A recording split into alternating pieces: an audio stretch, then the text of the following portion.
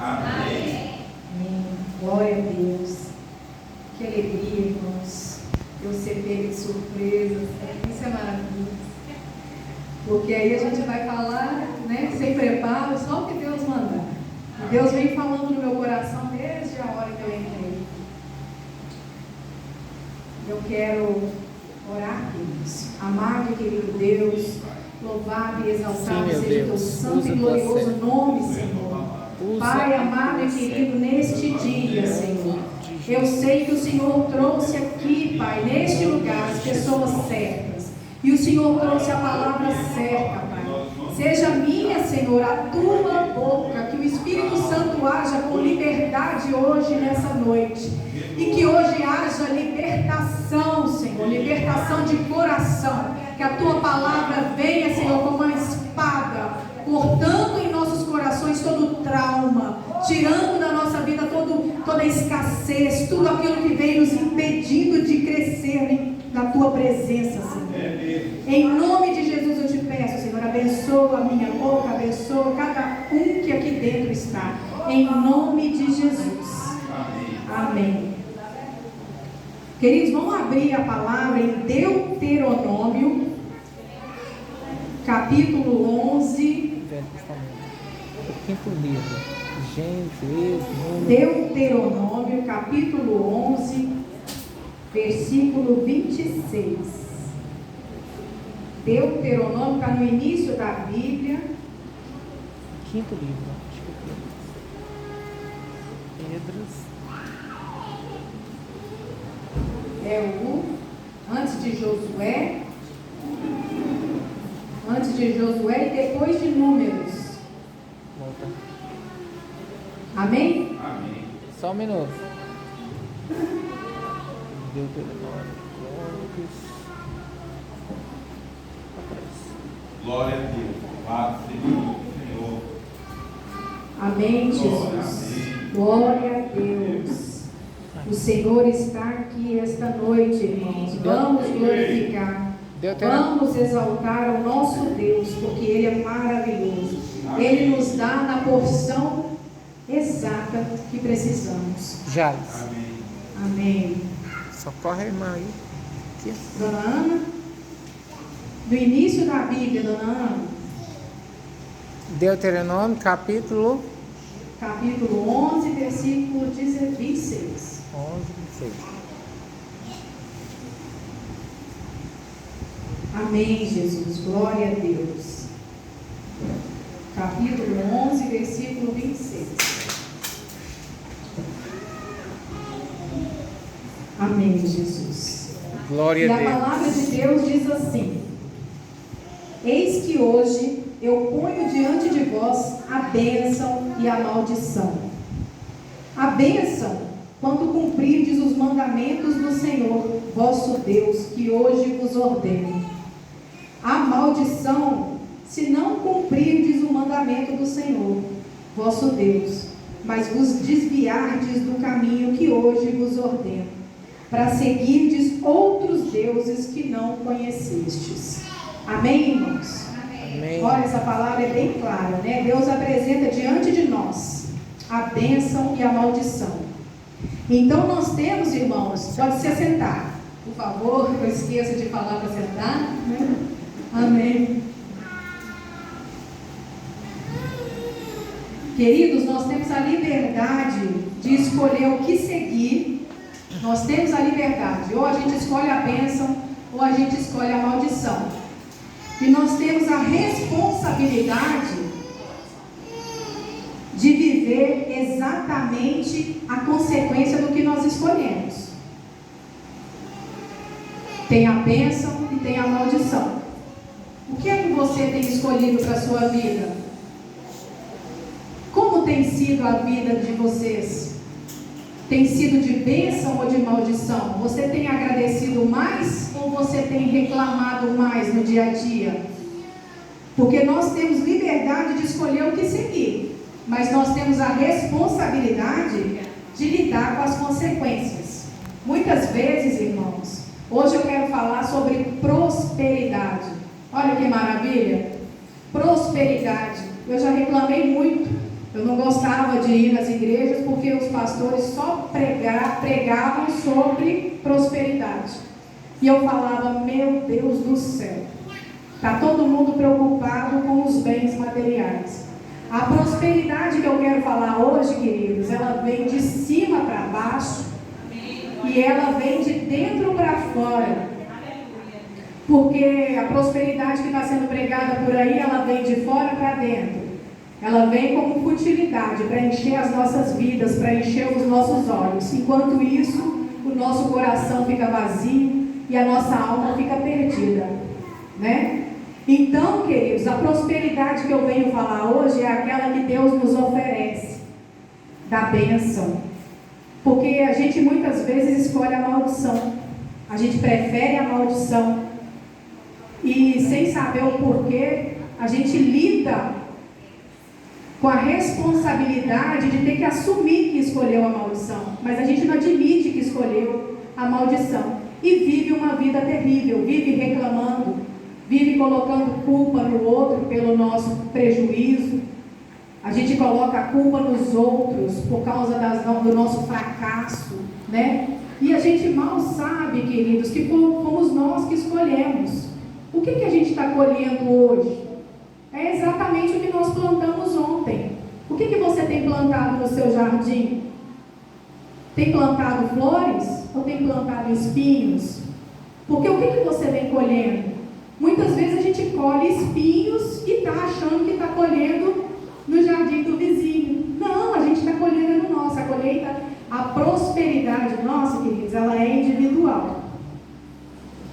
Não adianta a gente falar que a prosperidade ela é coletiva. Não, ela é individual. O que nós temos colhido? Deus nos chama a ser corajosos. Você tem sido corajoso na sua escolha? Como que tem sido a escassez na sua vida? Escassez espiritual. A escassez, inclusive a espiritual, traz para a gente como consequência a escassez material também. A escassez de sabedoria, a escassez de perdão. A nossa escassez espiritual leva a gente à derrota. A nossa escassez de bênção, porque a gente escolheu a maldição, leva a gente ao prejuízo de vida. E o resultado disso é viver uma vida difícil, uma vida de peleja, uma vida de sacrifício, uma vida de luta, uma luta que nunca acaba. Por quê? Porque nós escolhemos. Ninguém escolhe pela gente. Nós escolhemos o que nós queremos para o nosso futuro. Então não adianta a gente querer colocar culpa no outro daquilo que foi uma escolha nossa. Aí eu volto a perguntar para os irmãos: o que os irmãos têm escolhido na vida? Bênção ou maldição? Porque Deus coloca diante de nós a bênção e a maldição. Aí, queridos, eu quero falar com os irmãos sobre a prosperidade, porque a bênção e a maldição, né, a gente já está sabendo. Que fala, olha que interessante, irmãos. Provérbios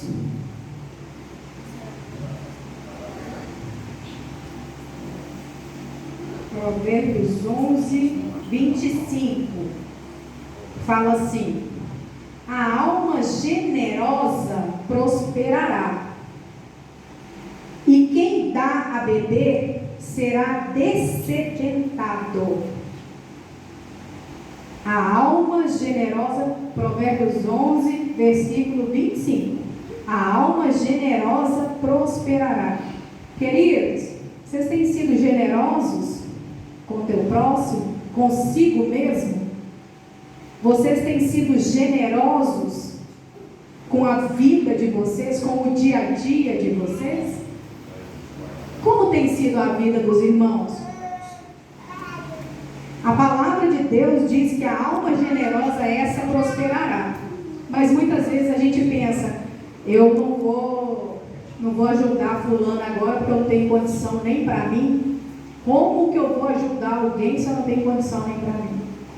Mas você está ouvindo uma vozinha lá no fundo do seu coração: ajuda fulano, ajuda fulano, está aí do seu lado, ajuda fulano. E você fala, o quê? Você está doido? Eu ajudar fulano? Eu não tenho nem para mim. Queridos, se a gente for seguir o mandamento do Senhor, a gente não olharia a condição que a gente tem para poder fazer alguma coisa para o nosso próximo. Porque o cristão verdadeiro, ele não vive de condição, ele vive de propósito. Nós vivemos de propósito. E o propósito principal, o nosso principal propósito é seguir Jesus, é ser como Jesus. Jesus em tudo era próspero, no amor, na generosidade. Jesus era próspero ao ponto de multiplicar pães usando recursos naturais, queridos. Veja isso. Ali, quando ele multiplicou aqueles pães, aqueles peixes, não podia ter caído o peixe pular do mar e vir, naquela coisa. Não. Ele pegou o recurso que tinha e falou, vai distribuindo, e assim foi feito com os pães e com os peixes. Quem acreditava que para alimentar aquele monte de gente, 3 peixinhos, uns pedacinhos de pão ali, ia dar, ia sobrar. Então Deus, ele usa a nossa fé, ele testa, ele prova a nossa fé. Porque se a gente vive de escassez, se a gente adota o espírito da escassez, cada dia que passa a escassez é maior.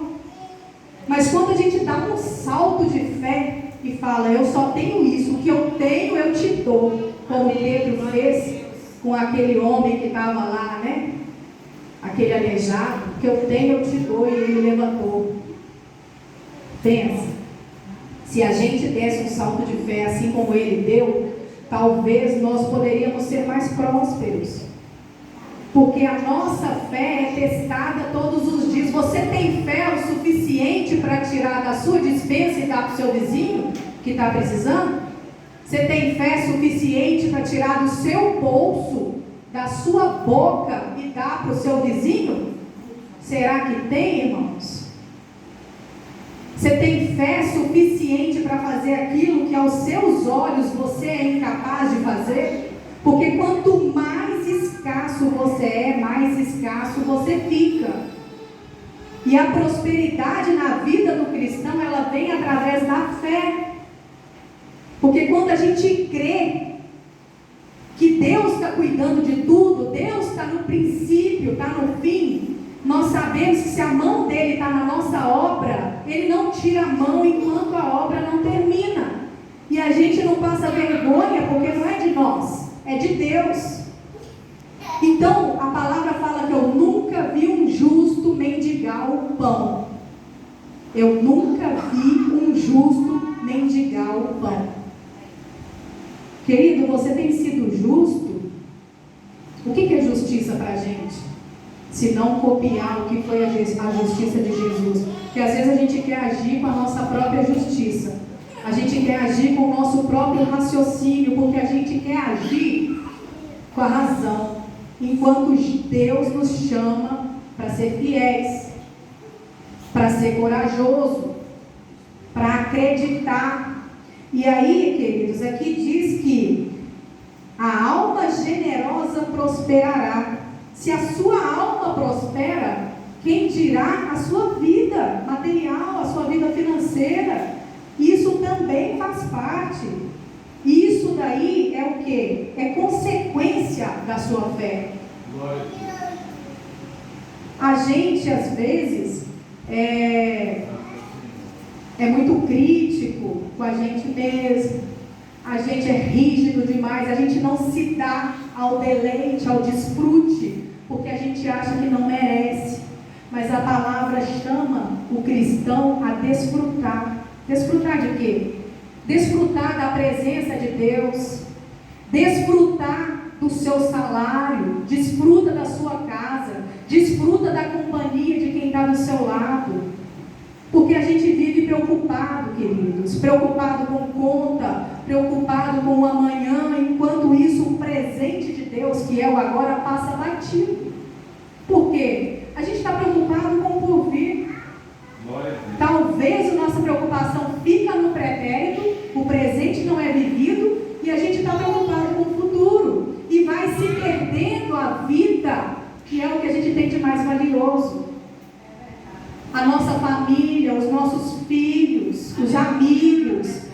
temos que aprender a desfrutar desses momentos.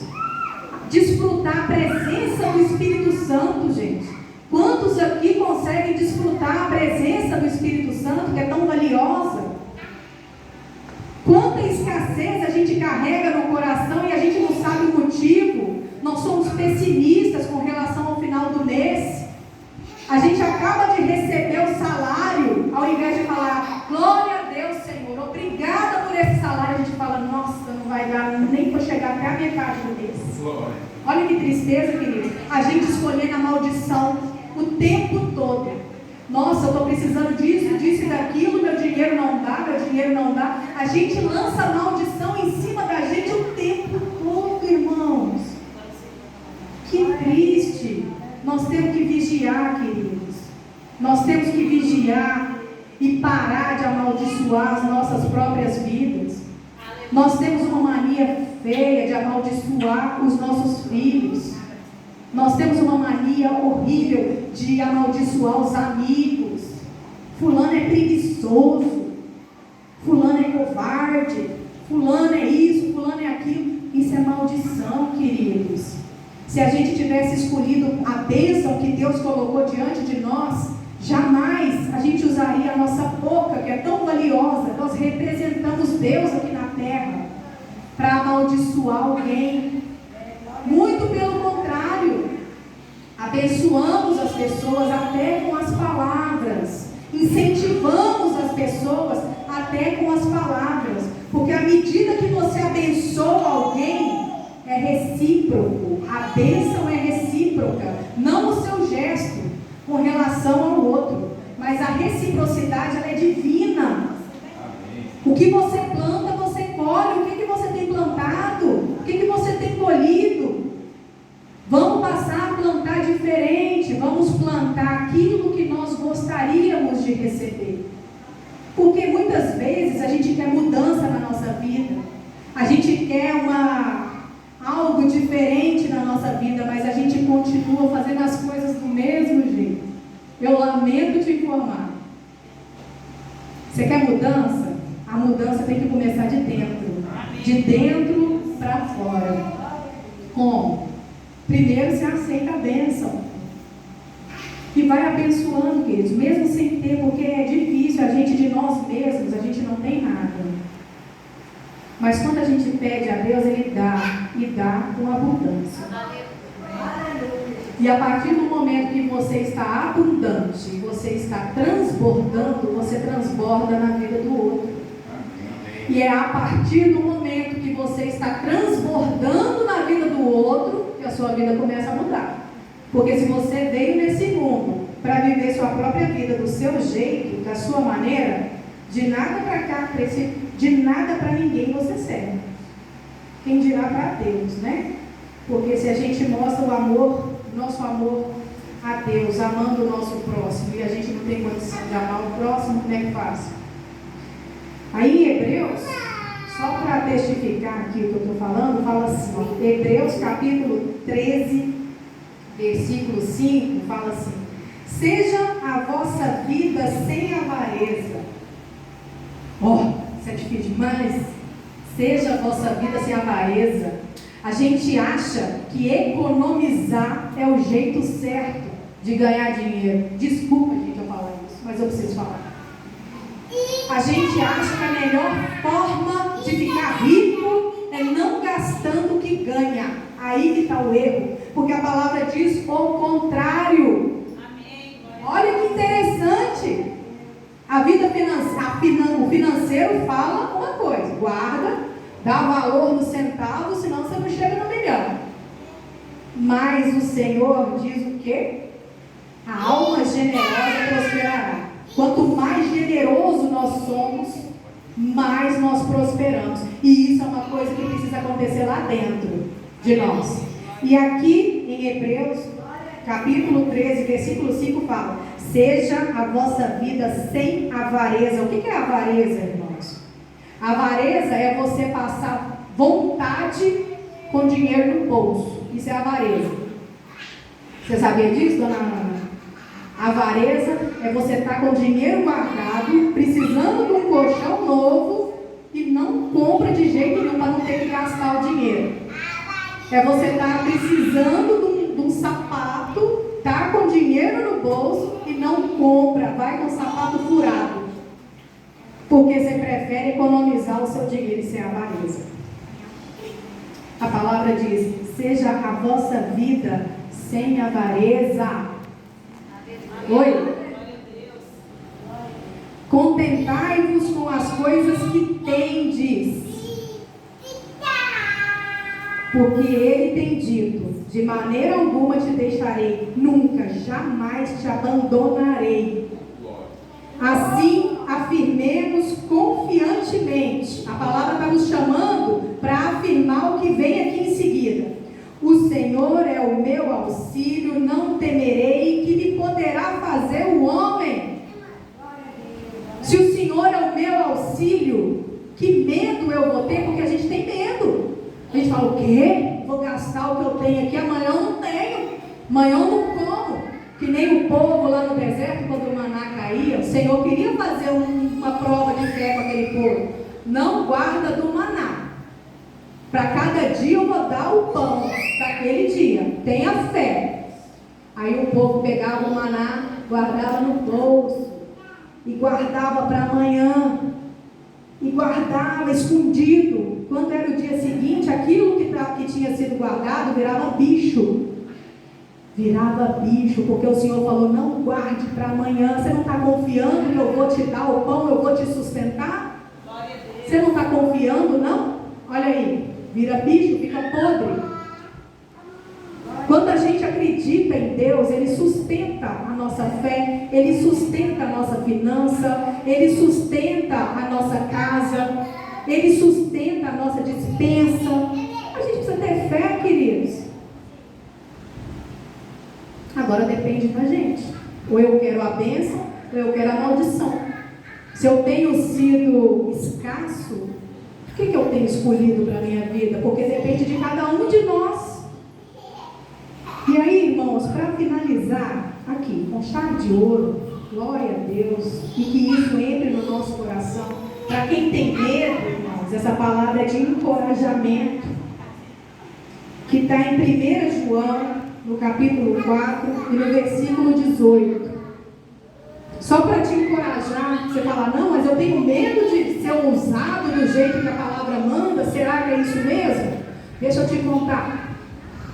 1 João, no capítulo 4, no versículo 18, diz assim: no amor não existe medo.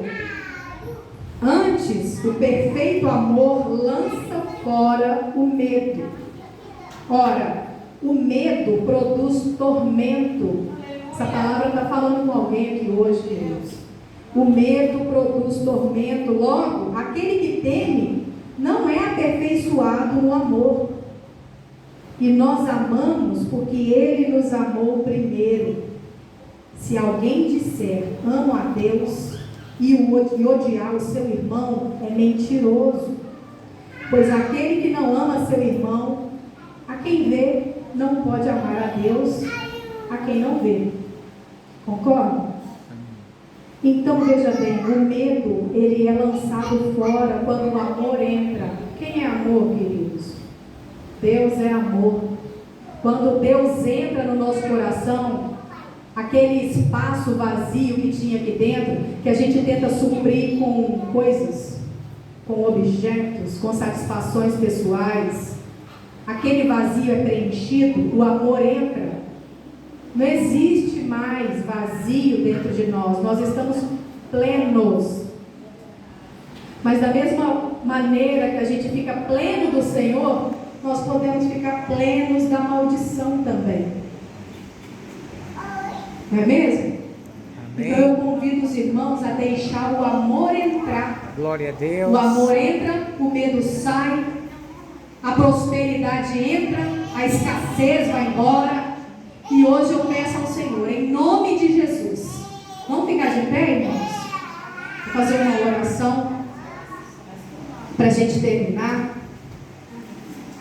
Queridos, aquele que quer se libertar da escassez, vamos clamar ao Senhor. Levanta a sua mão, Pede ao Senhor para vir nos encher da prosperidade dele, do amor dele, e que a escassez caia por terra em nome de Jesus nas nossas vidas. Querido e amado Deus, louvo e exalto o teu nome, Senhor, porque o Senhor é rico, o Senhor é rei, o Senhor é tudo em nossas vidas. O Senhor é amor, o Senhor é prosperidade, o Senhor é coragem. Senhor, dá do teu Espírito a nós, em medida, Senhor, abundante. Nós precisamos de Ti, nós precisamos, Senhor, da Tua ousadia, que o Senhor possa nos aperfeiçoar a cada dia, meu Deus, na coragem, no amor, e que a Tua prosperidade venha fazer parte do nosso dia a dia. Pai amado e querido, eu te peço, em nome de Jesus, repreende esse espírito de escassez que vem incomodando, Senhor, as nossas vidas, que caia por terra, Senhor, em nome de Jesus. Eu profetizo na vida de todos nós prosperidade e não escassez, em nome de Jesus, em nome de Jesus. Amém, amém, amém. Pode ser, eu agradeço a oportunidade.